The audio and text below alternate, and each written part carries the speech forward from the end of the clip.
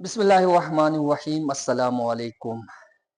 तो हमारे पास आज का जो लेक्चर है वो है जी आपके चैप्टर नंबर 1 के एंड पे जो छोटी सी दो साइड बुक्स दिए उनको हम डिस्कस करते हैं।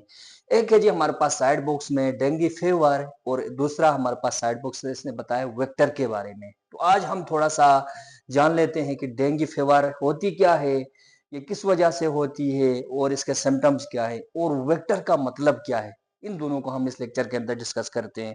तो सबसे पहले डिस्कस करते हैं जी डेंगू फीवर को।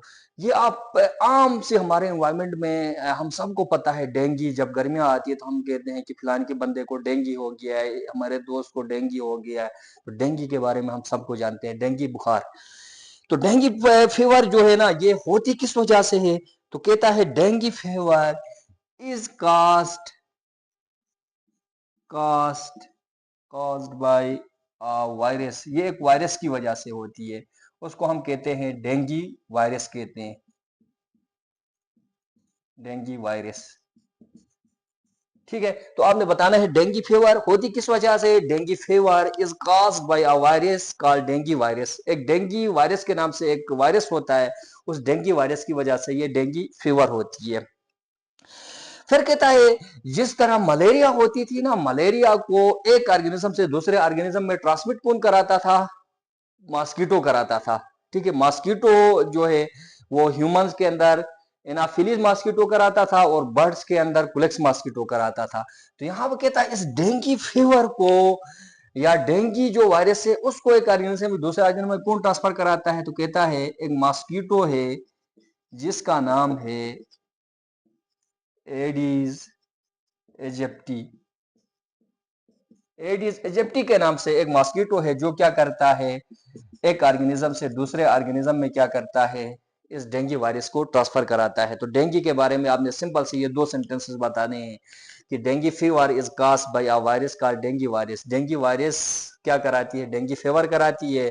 And dengue fever is transmitted by a mosquito called Aedes aegypti। Aedes aegypti के नाम से एक मॉस्किटो होता है, वो क्या कराता है, डेंगू फीवर को एक ऑर्गेनिज्म से दूसरे ऑर्गेनिज्म में डेंगू वायरस को ट्रांसफर करा के डेंगू फीवर कराता है।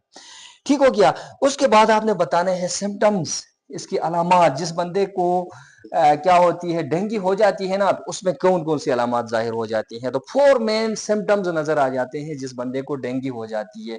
तो सबसे पहले कहता है जिस बंदे को डेंगू हो जाती है ना, उसके ब्लड इन यूरिन, जब वो छोटा पेशाब करता है ना, यूरिनेशन करता है, यूरिन करता है, तो उस यूरिन के साथ क्या आता है? ब्लड आता है। दूसरा कहता है ब्लीडिंग फ्रॉम नोज, उस बंदे के नोज से क्या होती है? ब्लीडिंग स्टार्ट होती है, नाक से खून आता है उस बंदे का। तीसरा कहता है इनलार्ज्ड लिवर। असल में ये जो डेंगू वायरस से ना, वो जाके हमारे लिवर को इफेक्ट करता है, हमारे जिगर को इफेक्ट करता है। इसलिए एक जिस बंदे को डेंगू फीवर होती है उसके लिवर का साइज जो होता है ना, वो बढ़ जाता है, इंक्रीज कर जाता है।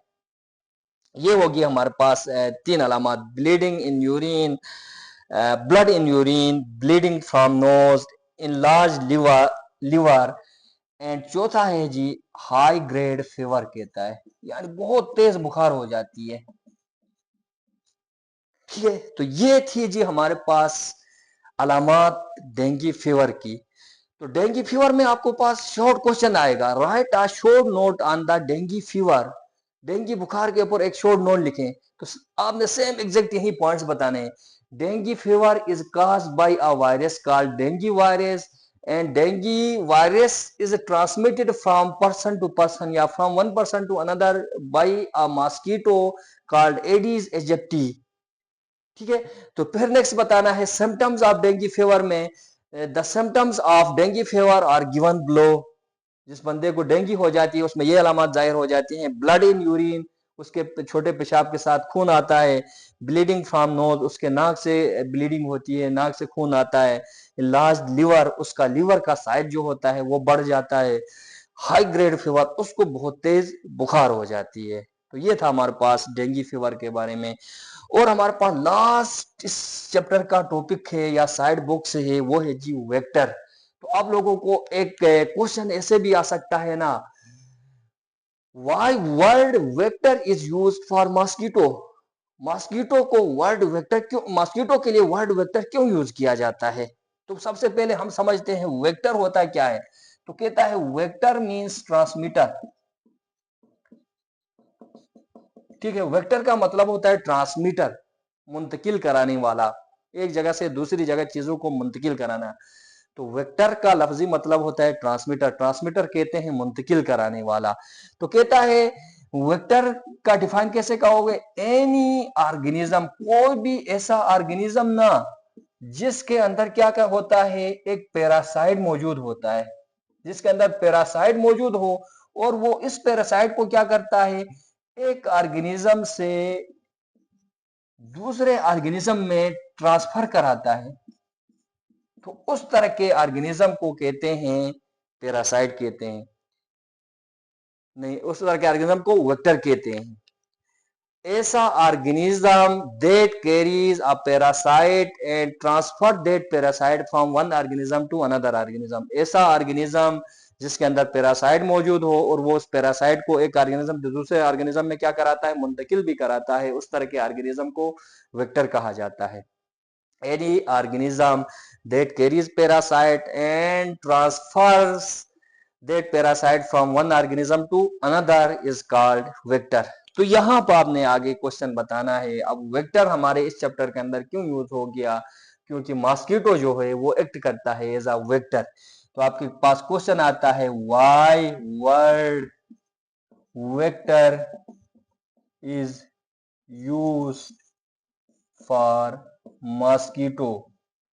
मॉस्किटो के लिए वर्ड वेक्टर क्यों यूज होता है? तो आपने बताना है वर्ड वेक्टर मॉस्किटो के लिए क्यों यूज होता है। Why word vector is use for mosquito. तो आपने बताना है because mosquito carries plasmodium and it transfer that plasmodium from one organism to another.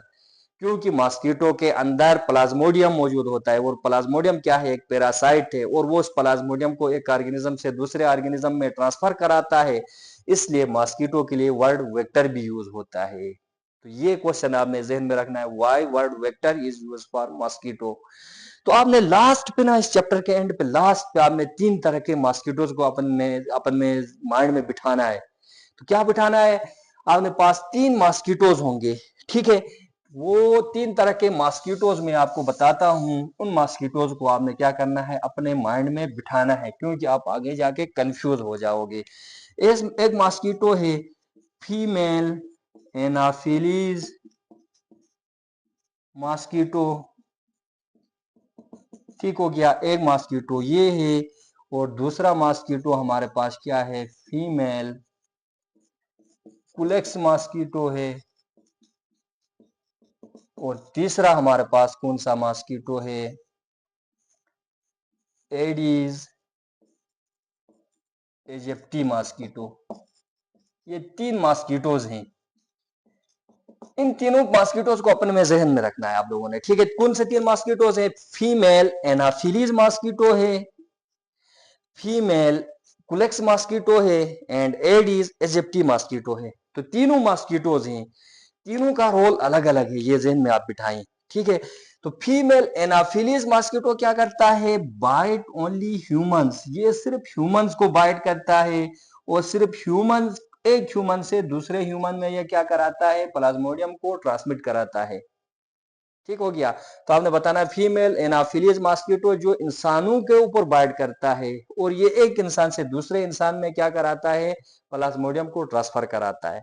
दूसरा है आपके पास फीमेल कुलेक्स मॉस्किटो। ये क्या करता है, फीमेल कुलेक्स मॉस्किटो जो है ना, ये सिर्फ बर्ड्स को बाइट करता है, ठीक है, और एक बर्ड से दूसरे बर्ड में क्या करता है, प्लाज्मोडियम को ट्रांसफर कराता है। और तीसरा है एडीज इजिप्टी मॉस्किटो। ये क्या कराता है, काजेस डेंगी। ये मॉस्किटो जो है वो डेंगी काज कराता है, ठीक है, और एक बंदे से दूसरे बंदे में ये क्या कराता है, डेंगी वायरस को ट्रांसफर कराता है। तो ये 3 तरह के मॉस्किटोज हैं। Female anopheles mosquito bites only humans and transfer plasmodium from one human to another. Female Culex mosquito bites only birds and transfer plasmodium from one bird to another. And Aedes aegypti mosquito causes dengue and transfer dengue virus from one human to another. ये 3 तरह के mosquitoes को आपने अपने जहन में बिठाना है। तो यहां तक हमारे पास चैप्टर नंबर 1 जो है वो कंप्लीट हो रहा है जी। इंशाल्लाह आप लोगों को ये चैप्टर नंबर 1 सही से समझ आ गया होगा। इंशाल्लाह अगले लेक्चर में या अगले चैप्टर में हम मिलते हैं। तब तक के लिए आप जितने भी ये लेक्चर्स हैं उसको सही से सुनिएगा। नेक्स्ट मिलते हैं जी नेक्स्ट चैप्टर के एक प्यारे से लेक्चर के अंदर। तब तक के लिए अल्लाह हाफिज।